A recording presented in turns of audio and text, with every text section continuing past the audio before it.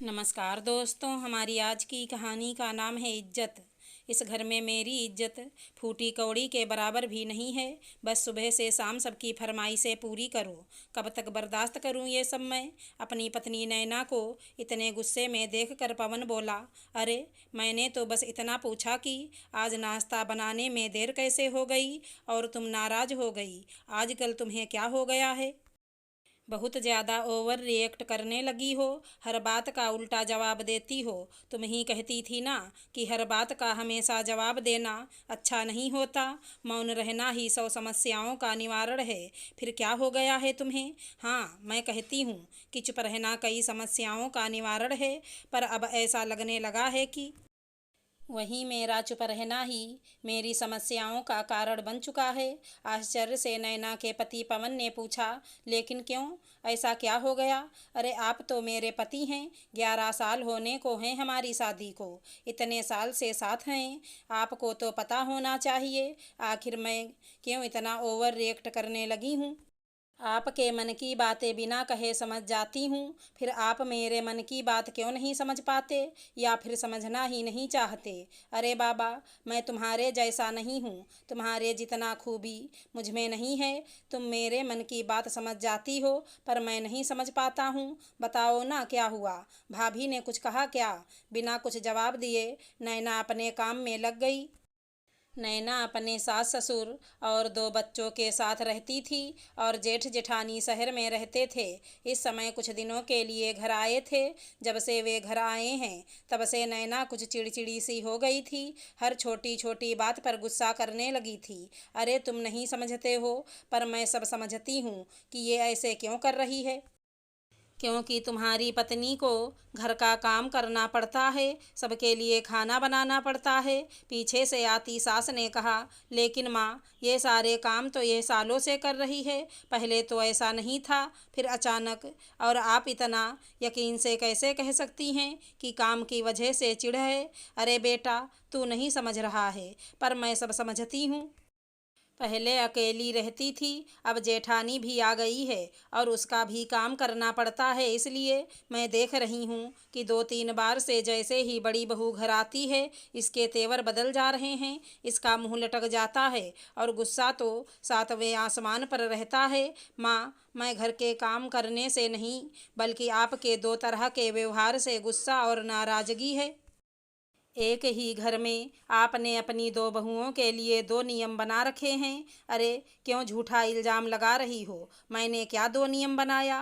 बड़ी तो दूर शहर में रहती है, साल में 1-2 बार घर आती है। तुम ही अकेले पूरे इतने बड़े घर में राज करती हो। वहीं तो मैं भी कह रही हूँ कि दीदी शहर में अकेली रहती हैं तो सब कुछ अपने हिसाब से करती हैं, और मैं यहाँ आप सबके साथ रहती हूँ, सब कुछ आपके हिसाब से करती हूँ। जेठानी जी 2 हफ्ते के लिए घर आती हैं तो उसमें हफ्ते भर मायके रह कर आती हैं, और हफ्ते भर यहाँ रहती हैं तो नाश्ता से लेकर लंच डिनर सब उनके पसंद का बनता है। वो मेरे एक भी काम में मदद नहीं करती, और ना ही आप उन्हें मदद करने के लिए कहती हैं। वो तो यहाँ बस आराम करने आती हैं और उन्हें आराम मिलता भी है, पर मुझे मुझे तो कभी आराम नहीं मिलता। कोई मदद नहीं करता काम में। उन्हें अपनी सुविधा अनुसार कपड़े पहनने की भी पूरी आज़ादी है, फिर मुझे क्यों नहीं? कभी मेरी पसंद का खाना क्यों नहीं बनता? 11 साल हो गए शादी को, लेकिन मेरे हर एक छोटे से छोटे काम में आपका निर्णय होता है। मैं क्या पहनूंगी ये भी आप ही तय करती हैं। अरे वो दूर रहती है, कभी कभार आती है, बस इसीलिए। फिर वो तुमसे बड़ी है। देवरानी के सामने जेठानी काम करे, अच्छा नहीं लगता है। घर में काम ही कितना है। अगर तुम्हें इतना बुरा लग रहा है तो तुम भी अपने पसंद का करो। माँ जी, यह बात तो सिर्फ बोलने के लिए है। आपको याद है पिछली बार जब बुआ जी पूरे परिवार के साथ आई थी तो सारा खाना उनके पसंद का बना था। बस एक घिया की सब्जी मैं अपनी पसंद की बना ली थी। तब आपने क्या कहा था उनके सामने ही कि तेरे मायके में यही बेस्वाद सब्जी खाने की आदत है क्या? यहाँ नहीं यह सब चलेगा। आज के बाद ऐसी सब्जी मत बनाना। रही बात जेठानी जी की, तो वो दूर रहती हैं, साल में कभी कभार आती हैं, इसलिए उन्हें सारी छूट है। तो अब मैं भी आपसे अलग ही रहूँगी अपने हिसाब से।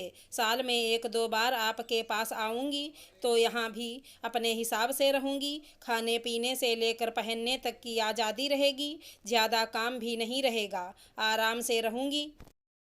जब मन होगा तब मायके जाऊंगी या कहीं और घूमने जाऊंगी। अरे तू खड़े खड़े सब सुन रहा है, कैसे तेरी बीबी जबान चला रही है।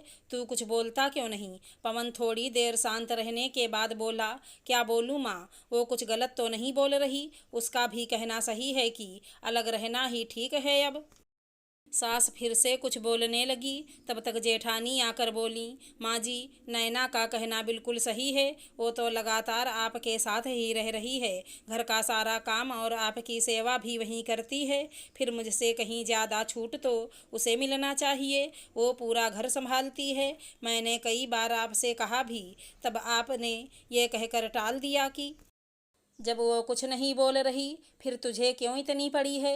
अच्छा हुआ नैना जो तुमने बोला, क्योंकि जो नहीं बोलता उसे कुछ नहीं मिलता। चलो आज से जब तक मैं हूँ घर का सारा काम मैं ही करूँगी, तुम बस आराम करो। बड़ी बहू को ये सब बोलते हुए सुनकर सासू माँ भी बोल पड़ी, ठीक है भाई, छोटे मोटे काम मैं भी करवा दिया करूँगी।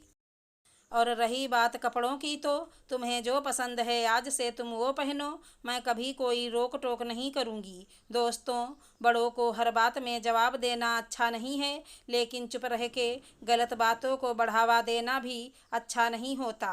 अगर हमारी कहानी पसंद आई हो तो चैनल को लाइक शेयर सब्सक्राइब करें। राधे राधे दोस्तों।